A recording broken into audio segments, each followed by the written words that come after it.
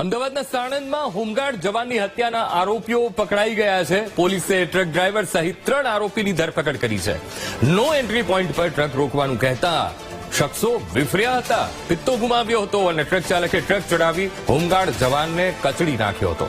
ઘટનામાં જગદીશભાઈ નામના હોમગાર્ડ જવાનનું મોત થયું હતું.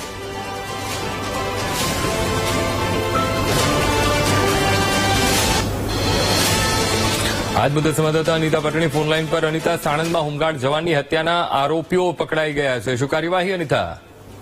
જે પ્રકારે સાણંદ વિસ્તારની આ ઘટના સામે આવી છે, જેમાં હોમગાર્ડ જવાન જગદીશભાઈ જે પોતે ફરજ ઉપર હાજર હતા, તે દરમિયાન એક જે ટ્રક ચાલક જે હતો તે નો એન્ટ્રીમાં જે શોર્ટકટ મારવા માટે જે પોતાની ટ્રક કાઢી હતી. ખાસ તો 5 થી 7 કિલોમીટર બચાવવા માટે તેણે ટ્રક અંદર ઘુસાડતા હોમગાર્ડ જવાને તેને ટ્રક અટકાવી હતી અને નો એન્ટ્રીમાં નહીં આવવા માટેની વાત કરી હતી, પરંતુ ટ્રક ડ્રાઈવર સ્પીડમાં ગાડી લઈને ત્યાંથી નીકળ્યો હતો. એ દરમિયાન પીછો કર્યો હતો હોમગાર્ડ જવાને અને ત્યારબાદ તેની ગાડી અટકાવવાનો પ્રયત્ન કરતા આ ટ્રક ચાલકે તેની ઉપર જ ગાડી ચડાવી દીધી હતી અને તેને કચડી દીધો હતો.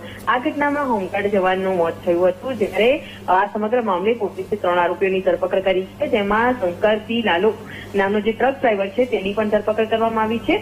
આરોપી દ્વારા અન્ય કોઈ વ્યક્તિ સાથે પણ આ પ્રકારનું કૃત્ય કર્યું છે કે નહીં, આ તે મામલે હાલ પોલીસે વધુ તપાસ હાથ ધરી છે. જી બિલકુલ અનિતા, સમગ્ર માહિતી સાથે